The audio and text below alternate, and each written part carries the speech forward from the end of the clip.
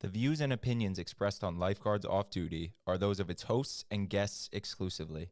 They do not represent any entity, organization, or municipality. Hello, everyone. I'm Dr. Michael Kachmar, I'm Tyler. And I'm Sean. and this is Lifeguards Off Duty with Dr. Michael Kachmar, the Jersey Shore #1 lifeguard-themed video podcast. Watch us on YouTube, Twitch, Twitter, and Facebook Live. Listen to us on Apple Podcasts, Spotify, or whatever streaming service you prefer. If you would like to contact us, send an email to drkachmar@icloud.com. Follow us on Instagram at lg.association. All right, let's get started. Let's start the show. Let's do it. She said they gonna lock you up for killing me tonight. Guys, we're going to talk about it in like 3 seconds. Hello, everyone. This is Dr. Michael Kachmar. Welcome to Lifeguards Off Duty with Dr. Michael Kachmar. Today's date is what's today's date? The 3rd of January 3rd, the year of our Lord 2023. Wow. I can't believe it's 2023. First show of the new year. Yeah, so we have Tyler. Hey, Tyler. Thanks How's it going, everybody? Tyler's here, and we have Sean. Hello. Yes, Sean. And everybody, I hope everybody had a great Christmas and New Year's. I know I probably ate too much and drank too much, like everybody else did. But we've had great weather, really. It's beautiful. I've been riding my bike. I've been doing the boards, so it was really beautiful out there. Today was really, really nice and warm. So we're lucky. So what do you guys want to start with today? What do you? Well, speaking of weather, there's like a big storm in California Coming up. right? What's the deal with that, Sean? It's just a big storm coming up. I don't know the exact science behind it, but the Sierra Mountains are going to have the most snowfall or most snowpack in 10 years. So this is from the LA Times. Brutal, life-threatening atmospheric river hitting California. Catch, what do you know about atmospheric rivers? I think this is coming tomorrow, This is coming tomorrow? like on Wednesday. So the LA Times, California will be hit by what National Weather Service officials call a life-threatening rain event beginning Wednesday. Quote, to put it simply, this will likely be one of the most impactful systems on a widespread scale that this meteorologist has seen in a long while, the NWS said in a forecast for Northern California. The impacts will include widespread flooding, roads washing out, hillsides collapsing, trees down, widespread power outages, immediate disruption to commerce, and worst of all, likely loss to human life. This is a truly brutal system. I was under the impression California was really dry. So you think that's just the Coast, dry land? northern coast. So well, I could tell. I don't know much about it, but I could tell you the southern part of south down towards Mexico. Storms start there during the hurricane season. They start there, just like they start off of the African coast. So you have really brutal storms, but they usually go from the coast of California, and then they go towards Hawaii. So they go the opposite. They go storms here, like our hurricanes. They're doing the same way. They're coming from the Africa. They come across and they go up. So they're going from east to west. That's with the tropical storms. And over there they're going from same thing, basically the coast of California, and they're going out. Here's a picture here: strong winds and spring. But this is, I don't know if this is something different where it retrograded in. It started south. I didn't look into this, but most of the I know the Northeast. They get these storms coming off of Canada, not Canada, yeah, Canada, but Alaska. So it might be something there, or it could be go back up again. Let me see. No, the other one. You just had the other one. Go down. Southern Bay area. Right here. So you see this here now. So that might be a storm that built up off of what part of the. So this is where's this at here? We're looking at a map right now, and this is showing where the storm starts. So I know there's hurricanes that start off the coast, southern coast of California and down into Mexico, and people have gotten really injured. So this might be part of that. I don't know, but it's not the hurricane season though right now. No. And it said there was a record rainstorm over the weekend as well. Yeah. So anyway, well, we it's sad. It's tough. Weather's tough. I mean, look at Florida and the Caribbean. I mean, I could go on and on and on. So our prayers go out to those people. Hope everything is okay, but it's going to be rough out there. Yeah, we were looking into just like record storms. And we were looking at the blizzard of 1978. What do you remember about that? I don't remember the blizzard. I remember the hurricane of 76. It was really bad. It came 50 miles just shy of New Jersey, and it was really bad. It actually really beat up the coast. It really hurt the coast of New Jersey pretty bad. That was before Sandy. That was a storm that was the worst until I seen Sandy. So I would say that Sandy topped that. So, but blizzard, I don't remember. I mean, I've been around. I just can't remember the blizzards. You know, Can you hand me that keyboard catch? So blizzards are pretty bad. But anyway, well. So I got a list here of the storms. biggest winter snowstorms in history. 10 biggest snowstorms of all time. Let's go through them. So let's see. The Great Blizzard of 1888, northeastern United States. Wow. Snowdrifts of 30 to 40 feet. The storm was so massive, it covered the entire northeastern United States from New England to Chesapeake Bay, including major metropolitan areas. 400 people died during the storm. More than 400 people died during the storm. Let me just look at the mouse real quick. I just want to check, make sure that you went and put the Screen share? volume, the sound. I took care of it. So go ahead. I'm sorry to interrupt you. So go ahead. Well, I don't want to have our YouTube video. Storm of the century in 1993, eastern United States. You got to remember this one. In 93, an early March storm surged up the east coast of the United States, unleashing snow and wind on a wider area than any other snowstorm in recorded history. Let's see, 60 inches. Wow. Wait. Wow, records in South Alabama, Tennessee, Asheville, North Carolina. Mount LeConte, Tennessee received 60 inches of snow. That is wild. Negative -12 in Burlington, Vermont during that storm. We've had some big snowstorms. I remember, quite a few of them. But, well, look at that. That sky looks nasty right there. Whoa. Mount Shasta, California, 1959. Yeah. The Buffalo's always gotten a lot of snow to get the lake effect. Listen to this. What's that? Between the 13th and the 19th of February, 1959, 15.7 feet of snow fell on Mount Shasta. Yeah. Most snow to ever fall during one continuous snowstorm in North America to that date. A record held into the early 1990s. No, look at the cloud. Look at the cloud around that thing. Look at that. That looks like a nuclear weapon blew up. For our people on Spotify, you think it's the cloud or you think it's snow? What do you think? That's a pile of snow? No, that's the clouds. That's the clouds. I mean, I'm just saying. I'm also no. That was. Listen, this is human nature. I mean, you're gonna have 10,000 years from now. You're gonna have an ice age, guaranteed. It's no doubt about it. There's the because of man-made global warming. No, guys, has nothing to do with that. There's if you look, there's I can't think of. There's a formula. It's called something rotation. The Earth rotates. It's predictable. It's every 10,000 years.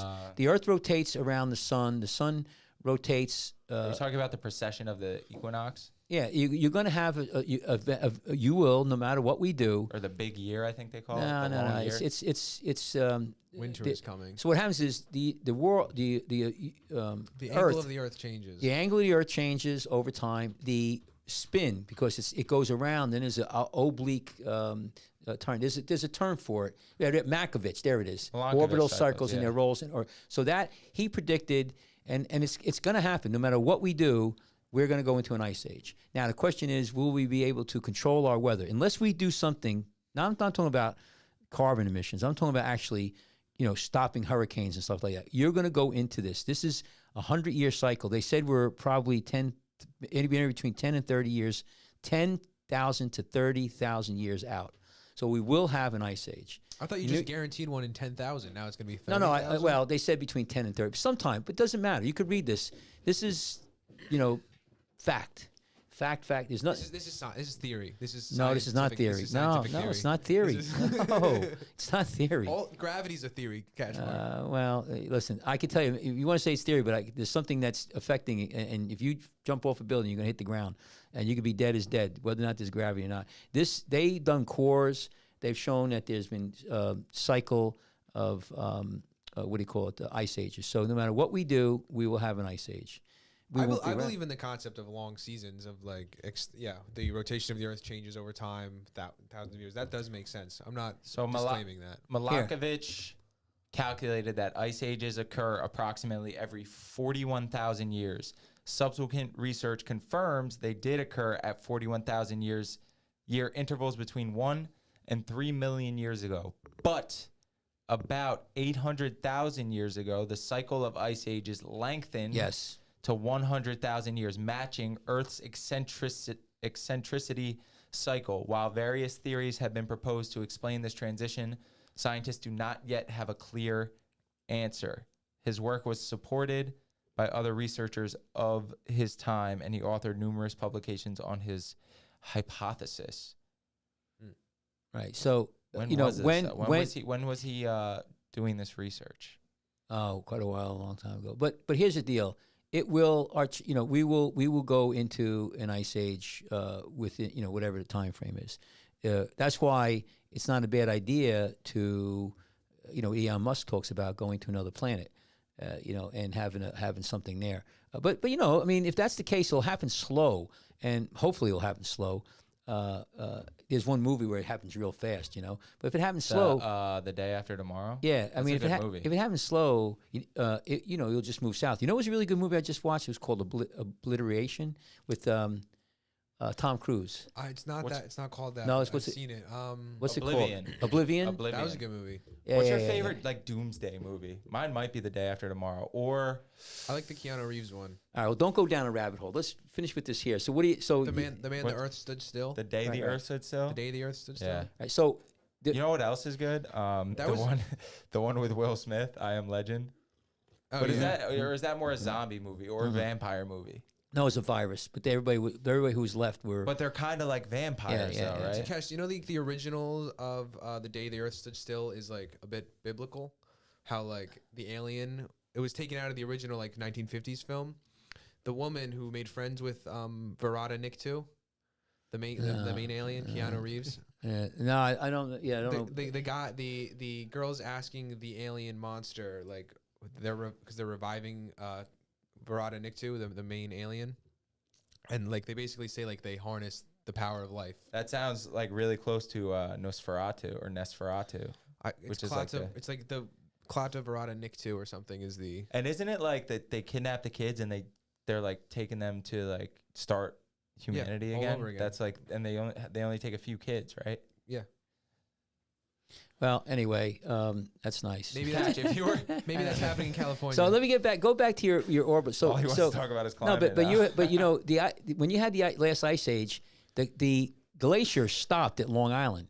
So Long Island, the reason why you have Long Island, that was the edge of the glacier. So what happens is the glacier is moving and it's moving rock, and it deposited all that rock, and that's what Long Island is. And if you go up to New York City, in like Central Park, there's these stones, there's rocks there, and they have gouges cut into them where get glacier, and I think it was glacier in New York City, in that area were like a mile deep. So it's going to happen again. Whether or not, how far it'll go down, and we may change our weather. That's our next, can we? Who knows? But I think it's pretty interesting. So snow, even though it seems like it's getting warmer. I mean, New Jersey here, we've been in the 50s and 60s. So I think the climate's shifting at least, where now it's colder in fall and it's warmer by like the time spring's yeah, happening. your theory is that winter is just changing places in the calendar. Yeah, like spring is more winter Right, now. right. Like March is pretty cold. listen, you guys, everybody focuses on climate change, which I think is good. But you know what? I can tell you from my perspective that is everything else getting healthy? I mean, there's hardly any fish around here anymore. I mean, things are that's changing. The biggest problem is You know, like you the got acidification pollution. of the ocean. I mean, and you got plastics, yeah. you got pollution, you got chemicals. You got food is all processed. It goes on and on and on. So I don't know. If you are a scientist and you look at how a petri dish works, you put a bunch of bacteria. It goes up population, it starts producing toxins, waste, and then it starts going down. It basically kills itself. We're the petri dish.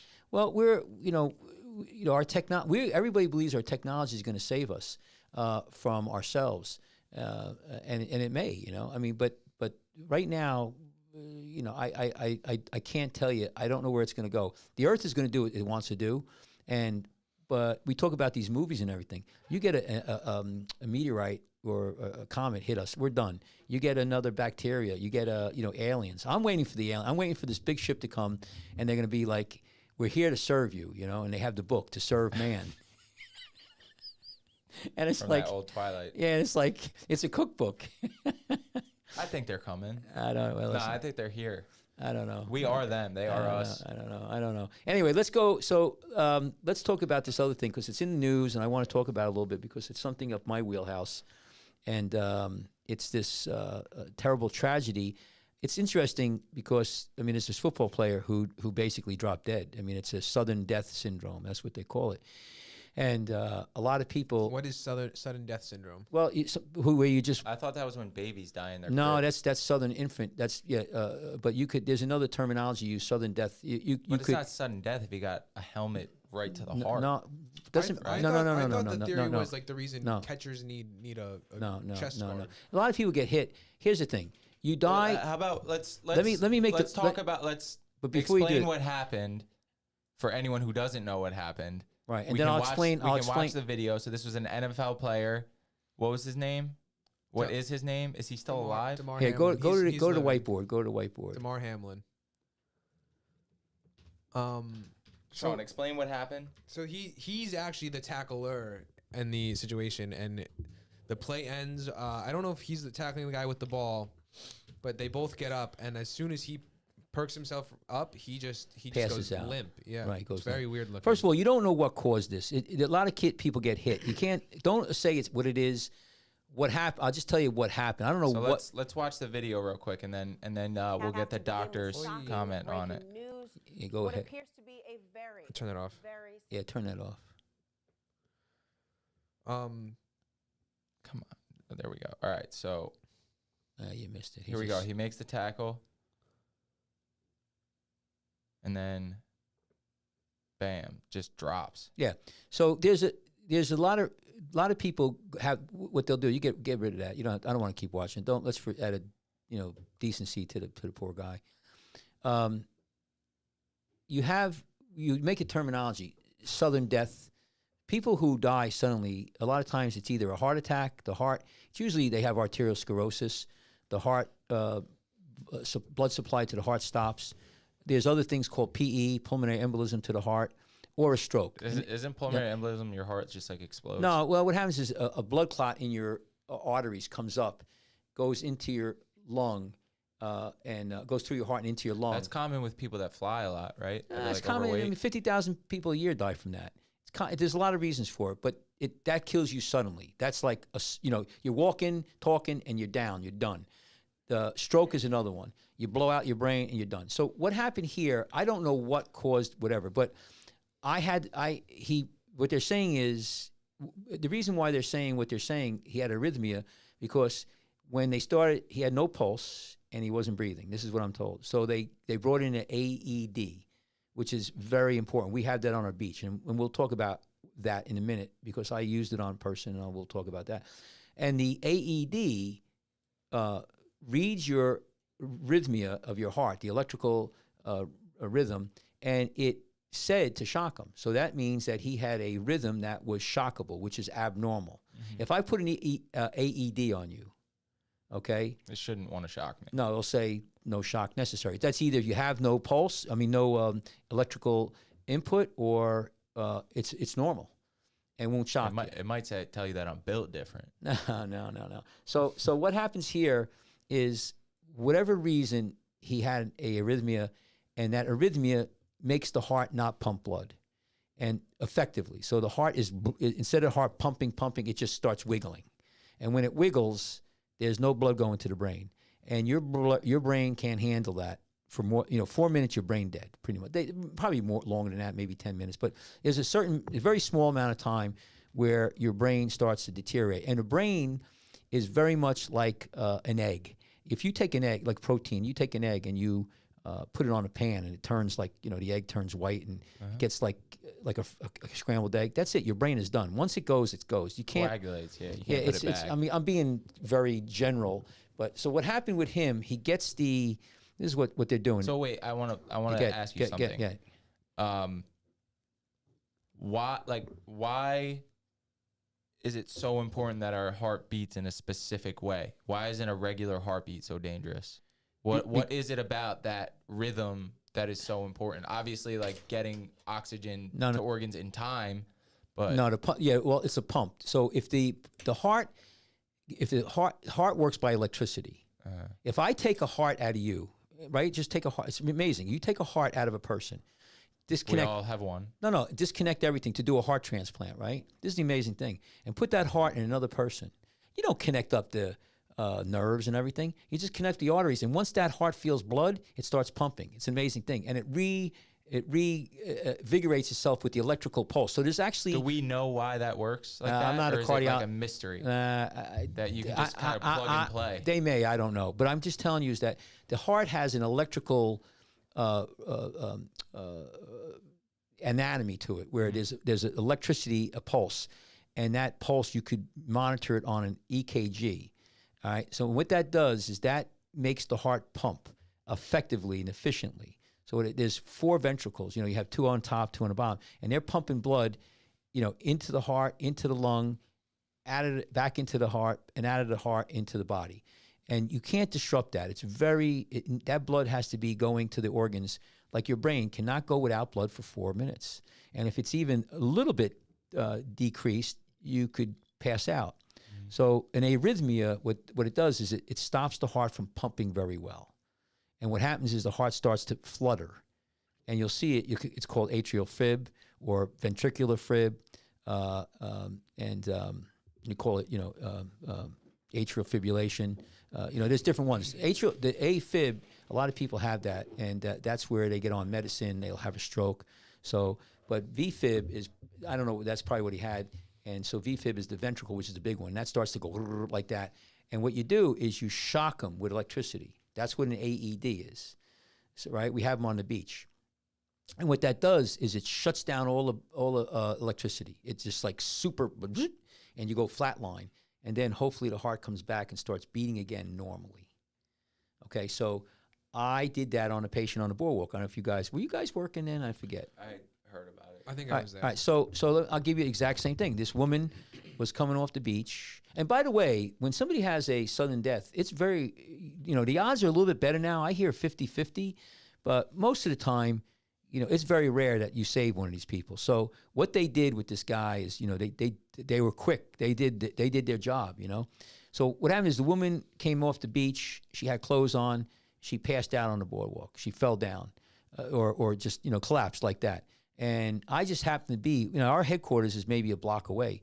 And we heard the scan. So I went down there and nobody was doing anything. They thought she was breathing, but she wasn't.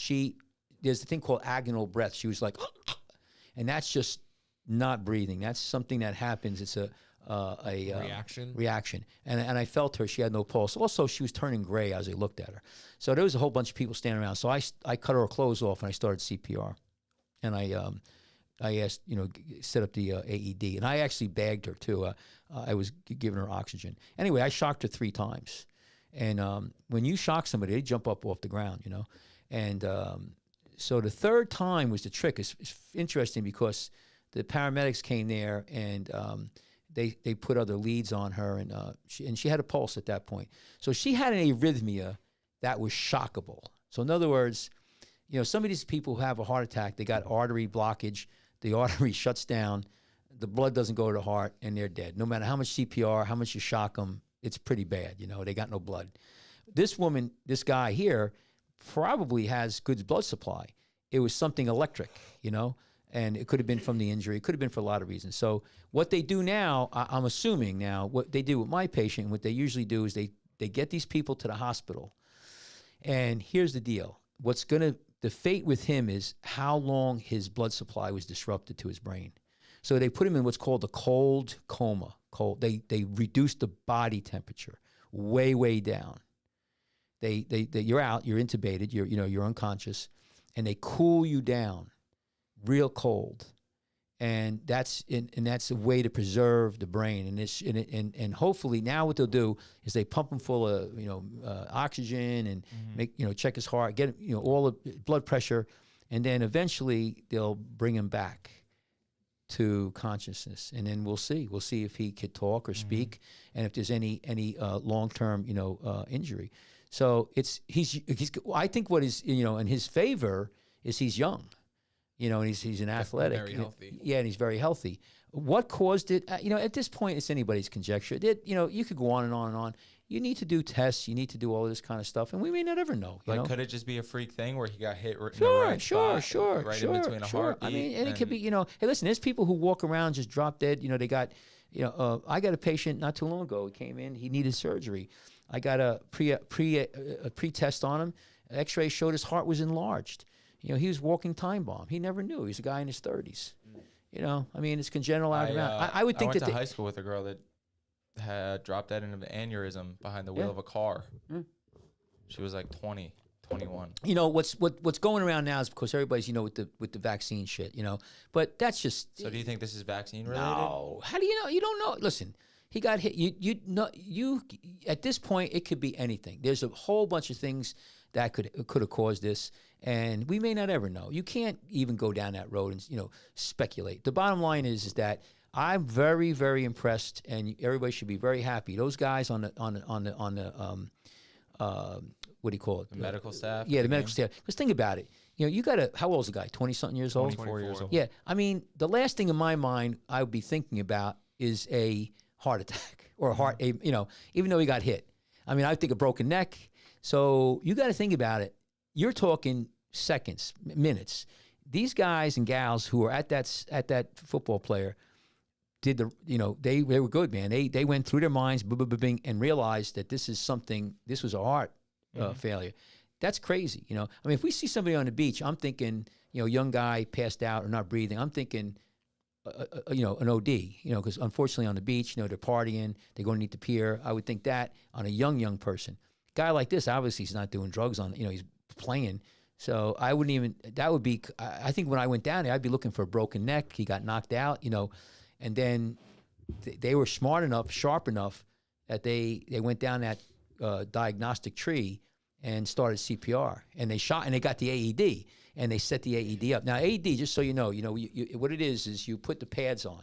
So you put it on the heart's, down here. So you could put it on the back. You could put one on the front. That's for the small kids. Yeah. So usually, you put one, but you want to try to, cross the heart, right?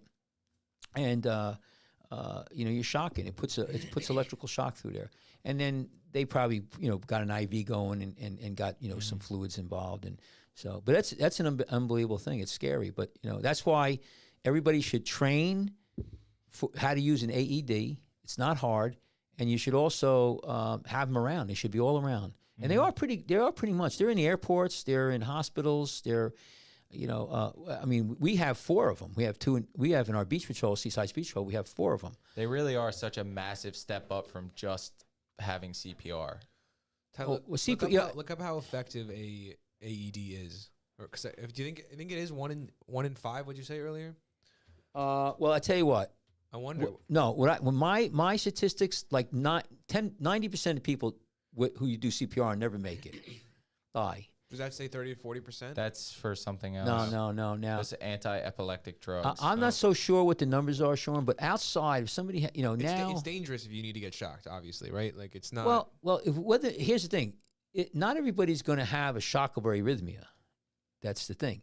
In other words, if you have, if you don't have a complete block, it gets complicated. I'll try to give you guys an idea here. Bystanders use an AED in 18.8% of cases. Now, this is a study done by. How old is that? This is from February 2018. That's an cardiac arrest survival greatly increases when bystanders use an automated external defibrillator or an AED. or AED. AED. Survival from cardiac arrest doubled when a bystander stepped in to apply an automated external defibrillator, also known as AED. before emergency responders evolved. According to the American Heart Association, of the more than 350,000 out-of-hospital cardiac arrests that occur in the United States each year, more than 100,000 happen outside the home. Less than half of cardiac arrest victims get the immediate help they need. They looked at 49,500 about of these cases. Cardiac arrest victims who received a shock from a publicly available AED had far greater chances of survival than being discharged from the hospital than those who did not. 66.5% versus 43%. There you go. 43% is still sounds pretty high for someone having a heart attack, right? Yeah. Yeah, because it's not. Again, not all people who are going to be shockable. Some people don't need a shock either. You could have. It's called a STEMI. So a STEMI is where you have a specific EKG finding, and you get lightheaded, you get chest pain. So what's happening like a is little baby heart attack. no. Well, it's a heart attack. When you say heart attack, that's kind of layman. What's happening is you got blockage. You have blockage of your artery to the part of your heart, and your heart's not pumping effectively. So it's not necessarily going into an arrhythmia. It's a little bit of arrhythmia. It's called a T wave elevation. So there's a slight difference, but the muscle is struggling. So it's like a cramp. It's not necessarily where you have this full blown arrhythmia where the heart won't pump. So it gets a little complicated. Those people you're not going to shock. You got to get them to the hospital, and you got to get them to the cath lab and open up the artery as fast as you can. Okay, and what's really, what we do with those patients, you put a little aspirin underneath their tongue. That helps a lot. So that's different.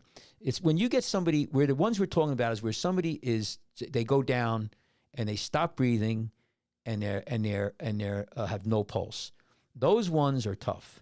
And the last time I looked, 50% of those, they're dead no matter what you do. They're just done. The heart just blows up. There's so many, and it dies. And the time you get to them, the heart muscle is so diseased that even if you get them, bypass, it's too far gone. And then the other people, it's not maybe not necessarily arterial disease, but they have an arrhythmia. So there's something wrong with the heart muscle where the electric doesn't go real well. And those people do very well with shock. Now, I was lucky. The woman I had on the beach, on the boardwalk, she came around. But I've had other CPRs that they died. They never, and we never shocked them because the machine said shocking not necessary. This is another interesting stat. Without a bystander using AED shock therapy, 70% of cardiac arrest patients either died or survived with impaired brain function, compared to victims receiving an AED shock from a bystander.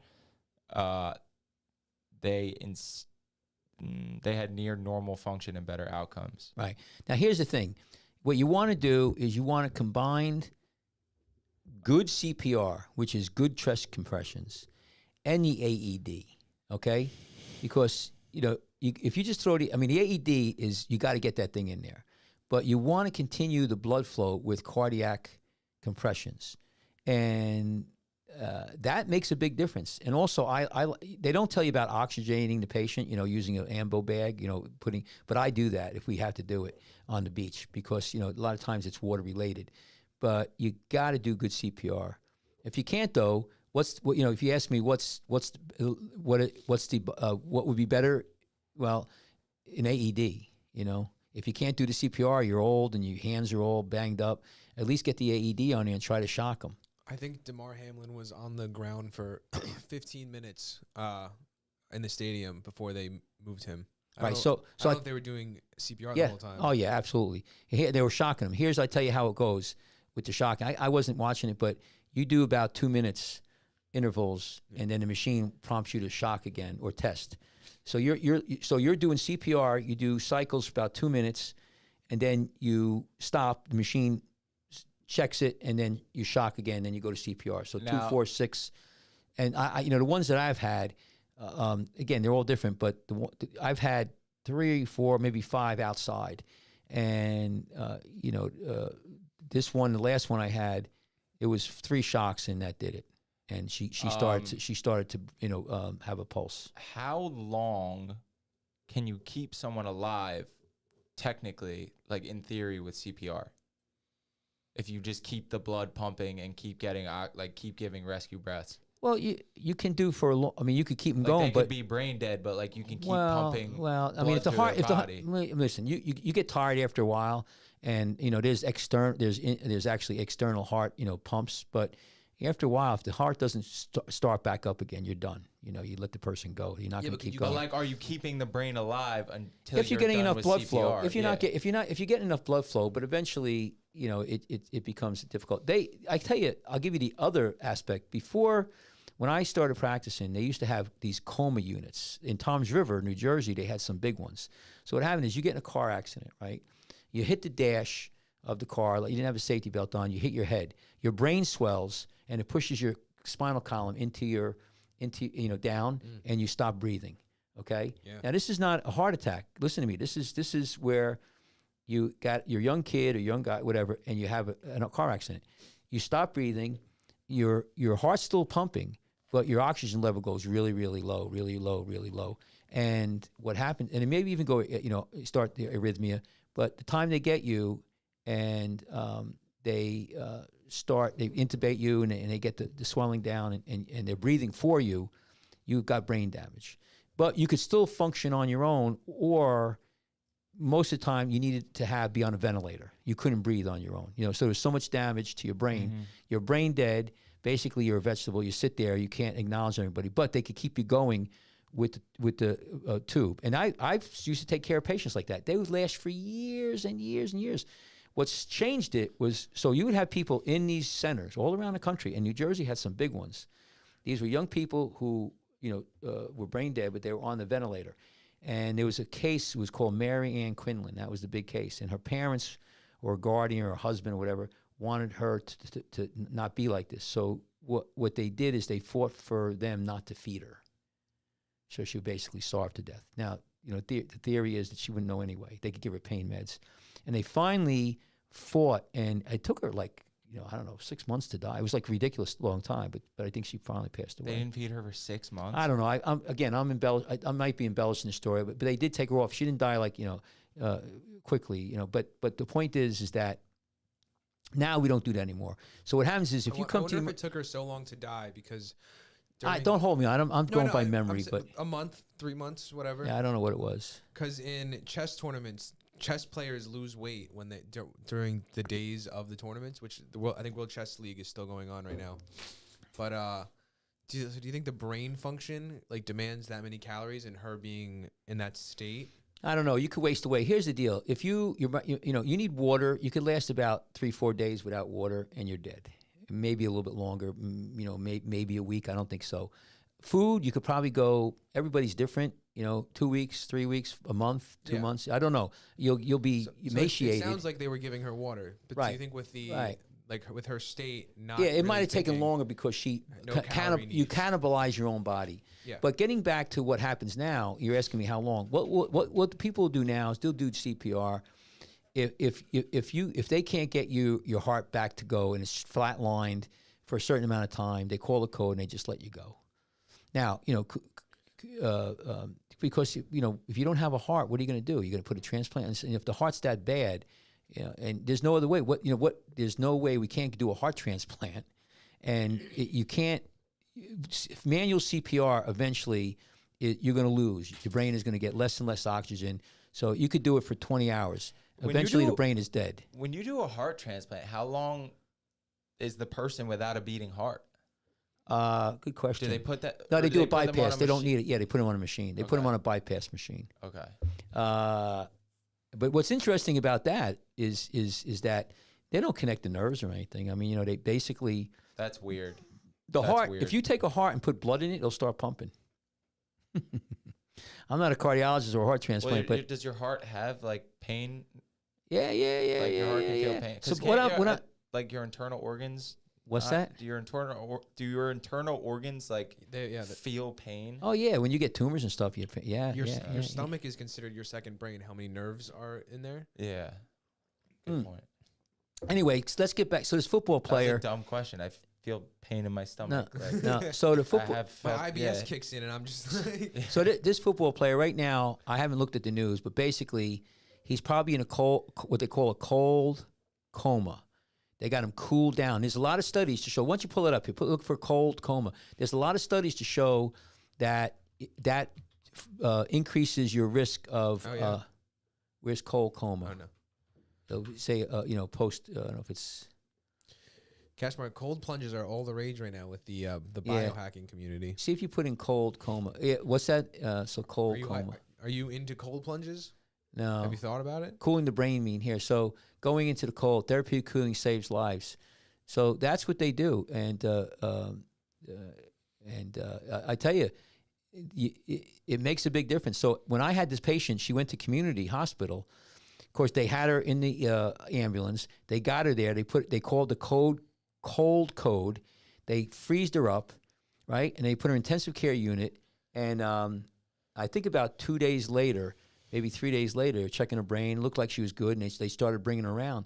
And the first thing, her husband was there, and there was she said something funny. They have like a little joke between them. They were married. They were high school sweethearts. And, she said something anecdotally funny, and everybody just broke down. I tell you what, I was really surprised because, I'll tell you how rare it is for this to happen, really. I mean, everything had a fire. Every cylinder had a fire. I had to be on top of it. The ambulance had to be on top of it. The ER had to be on top of it. The intensive care had to be on top of it, right? So after it was done, I got phone calls from, I don't know how many doctors going, Kachmar, you did. That's unbelievable. If you never do anything else in your life. No, but the point is, this guy here is if he makes it, what's more impressive, that or the CPR on the boardwalk?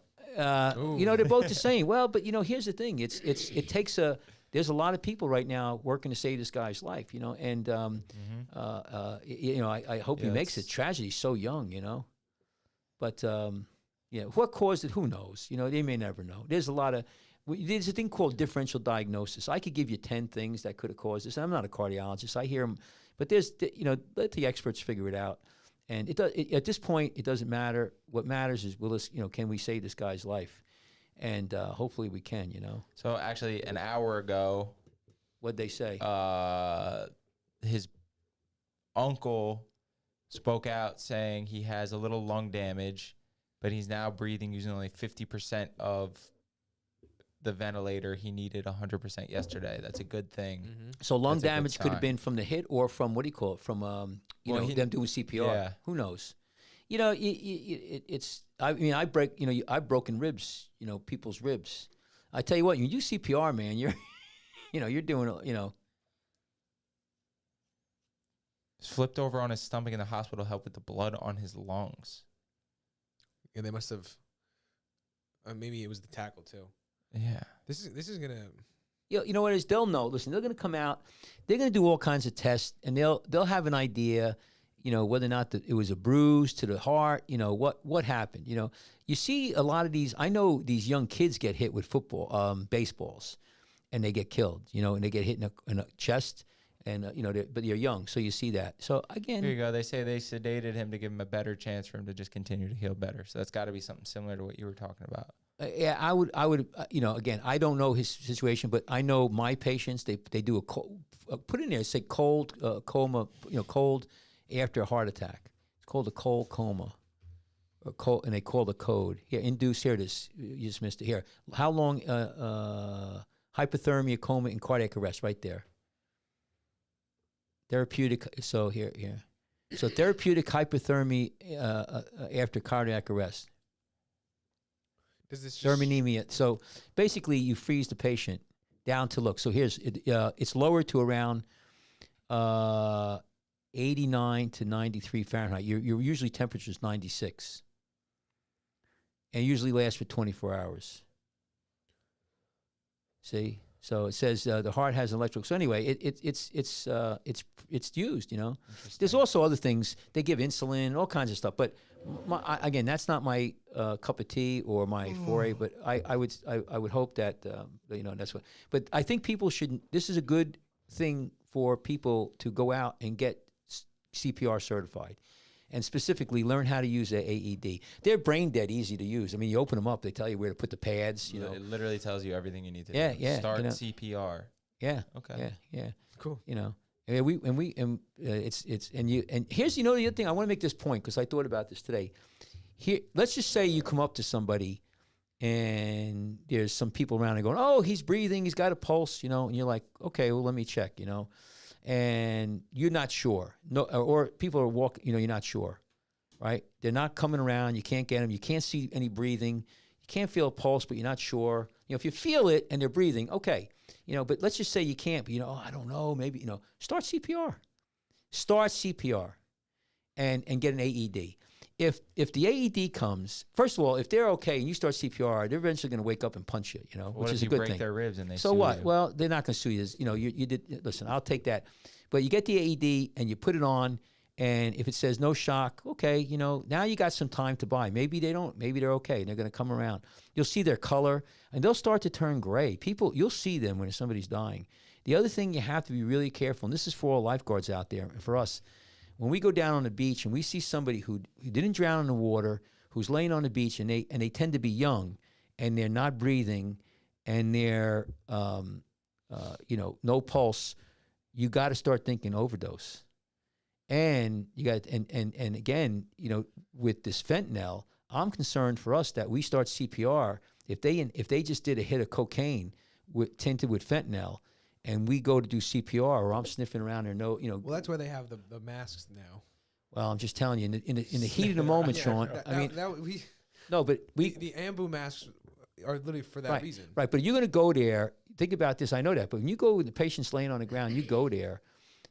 I've been researching this. How close do you have to be to it, and can it spread to you? It's one thing if they inject, but you're just going to look around. You're close to their nose. You're trying to listen to them breathe. You're feeling their here.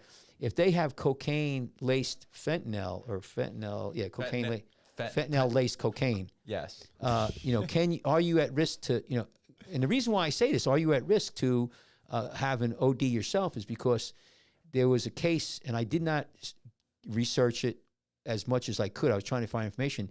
There was West Point cadets down in spring break last year, and they all got cocaine. They didn't realize it was tainted, supposedly. This is allegedly now. And they had an overdose. And the one kid who wasn't doing drugs was doing CPR, and he passed out. He OD'd. Now, he didn't die, so I don't know. We all have to be careful about that now. It's kind of crazy. I don't think you're going to have sudden death on the beach where, it's secondary to, like a cardiac thing. But you never know, too. Like now, there's a lot of children. There's studies coming out that says there's myocarditis, that happens. So we're concerned about that. That's what I thought the vaccine did. Yeah, my point is, I worry about now people who either had the vaccine or had corona. We're trying to figure out in the medical community, are they more high risk for blood clots? Or are they more high risk for cardiac issues? We don't know. We have no idea. There's tons of people doing research trying to figure it out. So, and I just don't know. And I'm very perplexed by it, but we're all thinking about it, and we're concerned because it changes the whole playing field right now. I can tell you right now, there's a lot of doctors who, if you have a blood clot or you had corona, we test for blood clots now, especially if you have any lung issues. I just had a patient, let me see, I just sent him to the hospital. What was their issue? They had heaviness in their chest, right? And big-time athlete, friend of mine. I sent him to the ER, and I talked to the ER doc, and I said, I just I wanted to check his cardiac enzymes. I wanted to make sure he wasn't having, a cardiac issue. And I said, do you guys do D-dimers, check for blood clots? And he said, yeah. He says, we see it, now that's one of our protocols. So if anybody comes in who has chest pain, and they may not necessarily be, that age group, they're gonna do the test for that. So it's changed. Anyway, I just thought our prayers go out to him. Hopefully he'll do fine, and we'll see. But I don't know what else to tell you about it. What did you guys hear? Like, what did you? Everything we talked about on the show. Yeah, that's it. All Want right. to see a video of a duck body surfing? Yeah, let's see. And then a duck body surfing. And on a light note. Yeah, on a light note. So let's go something. So where's this? Australia? Australian duck that likes body surfing. with Australia. That's a funny country. You got to, you know, you, He's a little guy. become really quite famous. I don't know if we can use it. Yeah. that's their summer down there Yeah, right so now. look, he even paddles himself into the wave. That's pretty cool. How he paddles himself into the wave. Wow. He likes to ride waves. I wonder if he does it on the board because there's so many pictures of him on the surfboard. Probably not. He's like me, man. Just a pair of fins and he's good to go. That's pretty That's wild. my vibe. You know me. I don't really get on the board that often. Look how matter how clean. much Look you how, guys look beg how me. nice that water looks. Yeah. Where do you think this is, Catch? Said Australia, the Gold Coast. So that's your the Gold Coast is. I think that'd be like your Bondi. I don't know what part of Australia. That's a beautiful. They say it's beautiful. Look at this dog surfing here. There's another one. That's sick. Yeah. Well, how much time we got here? We'll wrap it up. Sean Yeah, has let's to wrap be it up up. at like Let's see. 4 Let's watch a.m. this. So yeah, people on Spotify, you guys got to go to our YouTube channel and watch these things. This show, we you know, it's amazing watching these dogs surf now. It's pretty wild. It really There's a is. whole There's a competition. competition. Wow, that's crazy. There's Oh my actually God. dog lifeguards. It's amazing. Look at this. Oh, you know what they are? They're paddle boards, right? Those things Mhm. are paddle boards. They're great. Tell you, paddle boards for a lot of people, it's not a bad thing to surf with. They're so not big waves, but like little tiny waves. They're so stable. I mean, you could just lay down Look on at them. that. That's why it's so good for dogs. You see that little shit Yeah. dog? That's great. Look at that. Yo, these dogs shred, honestly. Oh boy, look at that. That pick up the poop. Oh, I used to have a Labrador. He'd go swim with me. Now, you know, on our beach in Seaside Heights, we would put out buoys for the whole summer in a string for the. You made it to the buoy with the dog? No, we would. Here's the thing. I would put the buoys out. They were small. You know, they were like little plastic buoys with rope attached to a brick, and we would put them out for the mile swim, and we'd hook bigger ones on to them, and we'd take the bigger ones in, but we'd leave those out there. Just let them, you know, they were cheap. And I used to have a Labrador, and I'd swim out to him as a workout. I'd swim out to him and come back, and he'd follow me, and then I would just be done. And I did that so many years with him, and then he would start just on his own. He started swimming out to him and trying to bring it in, and he would chew the rope. He'd stay out there until he'd chew it and then bring it in. Yeah, it was amazing. And what it is though with him, he would watch the waves and before he jumped in, and so he didn't get hit. But the funny thing is when he's coming in, he'd look behind him so he don't get douched. A couple of times he got hit, hammered, and his paws would be up in the air. He didn't like that, so he would start to slow down, look behind him, and try to time the waves to come in. Yeah, he loved it. dog. Oh, he loved the ocean, man. I used to have him, but he used to swim out with me. So I would do the buoys. He'd swim out there and he'd come back, and we'd turn around. And that was in September because we worked all September, and I'd swim a lot with the dog. So, I had my truck on the beach and everything. Those days are, Back in the day. back in the day, and we'd fish. We get the little stripers, the little tiny, and we put a grill up and cook them up. Anyway, well, I think that's it. I worked all day today on the, Yeah. I'm like a little tired. Anything else, Sean? You want to chip in, talk about? Everybody, like, subscribe, turn on notifications. Well, what about the YouTube video? Can we just tell people Oh yeah, about guys, that? we have a sick video out on YouTube. It's about Doug Priest, a lifeguard, an artist, a very genuine human being. Everyone should give it a listen or watch. Yeah, definitely. Well, again, watch us on YouTube, Rumble. We're on Facebook. Please go to YouTube and like us, subscribe to us. You could give us a comment over here. It's drkachmar at iCloud.com. So it's drkachmar at iCloud.com.